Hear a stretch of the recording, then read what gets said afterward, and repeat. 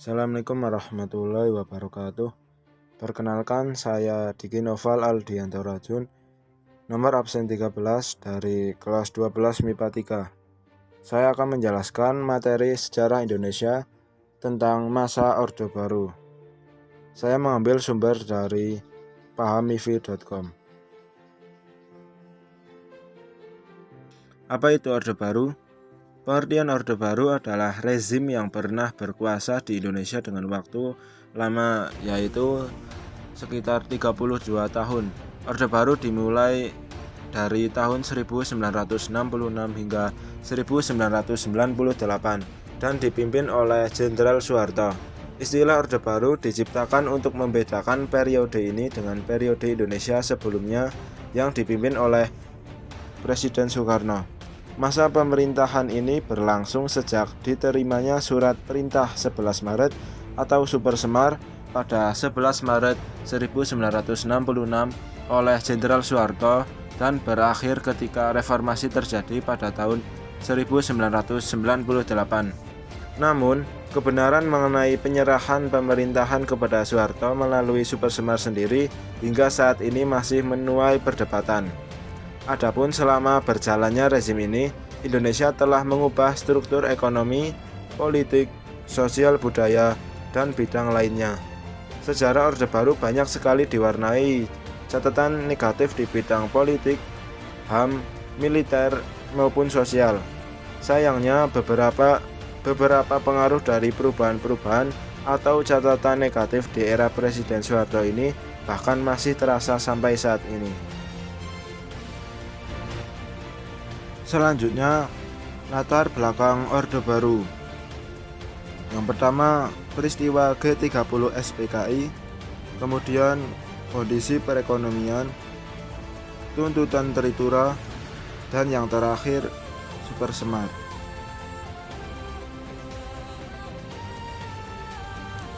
G30 SPKI.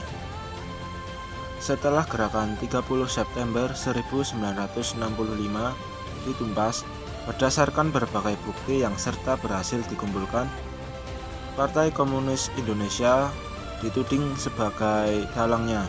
Hal ini memicu kemarahan rakyat, bentrokan fisik antara masyarakat yang setia pada Pancasila dan UUD 1945 dan dengan masa PKI terjadi di Jakarta serta berbagai daerah di seluruh Indonesia. Sementara itu, untuk mengisi kekosongan pimpinan Angkatan Darat, pada tanggal 14 Oktober 1965, Panglima Kostrad atau Pangkop Kamtib Mejen Soeharto diangkat sebagai Panglima Angkatan Darat. Bersamaan dengan itu, dimulai tindakan-tindakan pembersihan terhadap unsur-unsur PKI dan ormasnya. Aksi masih terjadi di kalangan masyarakat luas. Berbagai partai politik, organisasi massa, pemuda, kaum wanita, dan masih banyak lagi secara serentak membentuk Front Pancasila untuk menghancurkan pendukung G30 SPKI. Mereka meminta penyelesaian politis terhadap pihak yang terlibat dalam G30 SPKI. Kesatuan aksi saat itu meliputi KAMI, Kesatuan Aksi Mahasiswa Indonesia, KAPI, Kesatuan Aksi Pemuda Indonesia, KAPPI, Kesatuan Aksi Pemuda Pelajar Indonesia, dan KASI, Kesatuan Aksi Sarjana Indonesia, serta lain sebagainya.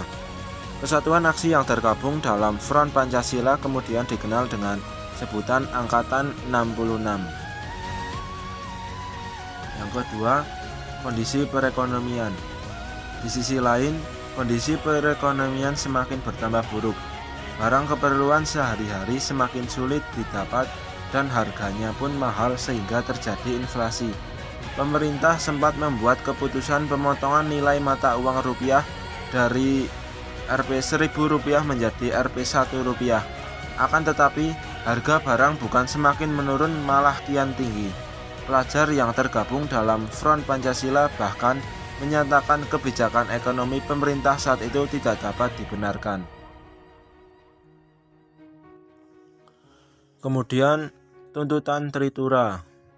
Pada tanggal 12 Januari 1966 sebagai kesatuan aksi yang tergabung dalam Front Pancasila mendatangi gedung DPR GR untuk mengajukan Tri Tuntutan Rakyat atau Tri Tuntutan Nurani Rakyat.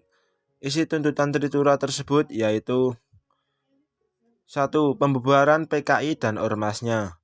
2. Pembersihan Kabinet Dwikora dari unsur-unsur PKI. 3. Penurunan harga-harga barang. Akhirnya, pada tanggal 21 Februari 1966, Presiden Soekarno mengumumkan perubahan kabinet.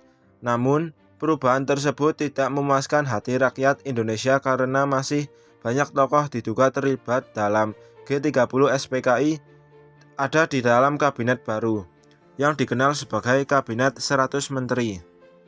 Pada saat pelantikan anggota kabinet baru, tanggal 24 Februari 1966, para mahasiswa, pelajar, dan pemuda memenuhi jalan menuju Istana Merdeka. Aksi itu kemudian dihadang oleh pasukan Cakrabirawa, hingga akhirnya terjadi bentrokan antara pasukan Cakrabirawa dan demonstran. Peristiwa ini mengakibatkan seorang mahasiswa Universitas Indonesia, Arif Rohman Hakim, gugur. Gugurnya Arif Rohman Hakim ini semakin memberikan semangat juang demonstran untuk menuntut perubahan dan perbaikan taraf hidup bagi bangsa Indonesia. Baik, yang terakhir, Super Semar. Melihat situasi semakin tak terkendali, Presiden Soekarno akhirnya menyusun surat perintah 11 Maret atau biasa disebut Super Semar untuk Jenderal Soeharto. Isi Super Semar adalah untuk mengendalikan kondisi negara dan mengamankan wibawa pemerintah. Soeharto akhirnya mengatasi keadaan serba tidak menentu dan sulit terkendali, sehingga Orde Baru pun dimulai. Surat perintah ini digunakan oleh Soeharto untuk memenuhi tuntutan Tritura, seperti membubarkan PKI, menangkap menteri yang diduga terlibat dalam peristiwa G30 September, membentuk kabinet baru, dan menjalankan pemerintahan. Ciri-ciri pemerintahan Orde Baru. Yang pertama, dwi fungsi ABRI. Banyak prajurit militer dari berbagai pangkat, jabatan, dan angkatan ikut bekerja dalam pemerintahan, seperti menjabat posisi lurah atau kepala desa. Hal ini dianggap sebagai tanda menguatnya KKN atau korupsi, kolusi, dan nepotisme dalam rezim Orde Baru. Yang kedua, terbatasnya pilihan politik. Pemilu tahun 1977 hanya diikuti oleh 3 partai politik, yakni PDI, PPP, dan Golongan Karya. Penyederhanaan ini dilakukan untuk membatasi banyaknya ideologi yang berkembang. Pembagian tersebut diharapkan dapat menciptakan kestabilan politik. Sayangnya, menyederhanakan pilihan politik justru menguatkan golongan karya. Kejadian ini dapat dimungkinkan karena Soeharto membuat kebijakan yang mendukung kemenangan golongan karya, seperti peraturan monoloyalitas PNS. Kemudian, pembangunan yang masif. Pemerintah Orde Baru mempunyai tekad untuk menempatkan pembangunan infrastruktur fisik dan non-fisik sebagai prioritas. Hal ini sebagai respon atas kekacauan ekonomi yang terjadi pasca 1965.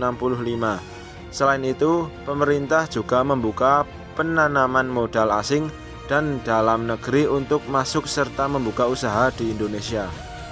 Melalui modal tersebut, pembangunan dapat berlangsung lancar dan perekonomian kembali normal. Meski demikian, kebijakan penanaman modal ini disebut hanya menguntungkan keluarga cendana karena sebagian besar bisnis di Indonesia saat itu dikelola oleh anggota keluarga Soeharto.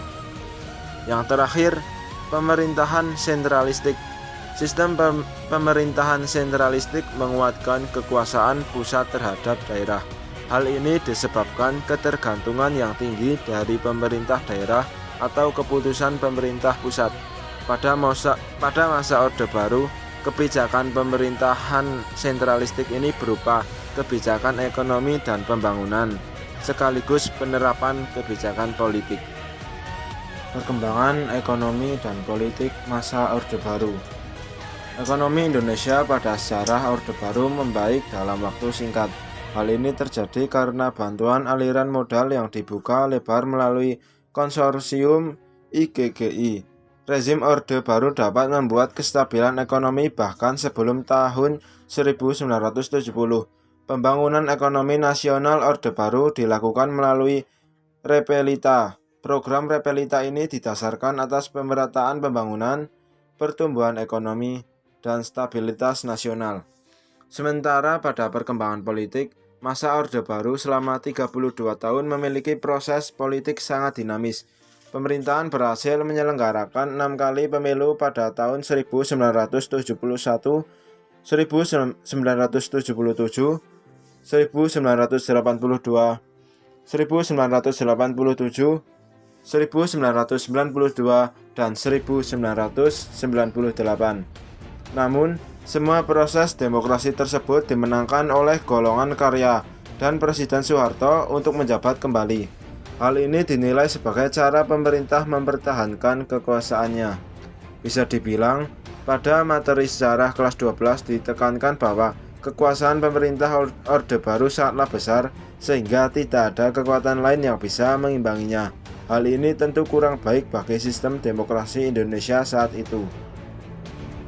Baik, yang terakhir, runtuhnya Orde Baru. Berakhirnya masa Orde Baru di Indonesia ditandai dengan adanya krisis ekonomi yang melanda sejak tahun 1997. Krisis tersebut membuat nilai tukar rupiah jatuh. Badai krisis moneter berlarut-larut akhirnya memancing kelompok kritis di masyarakat. Kelompok kritis menilai permasalahan ekonomi ini bertumbuh pada kesalahan urus pemerintah Orde Baru. Situasi yang awalnya hanya berupa krisis ekonomi berkembang menjadi krisis kepercayaan.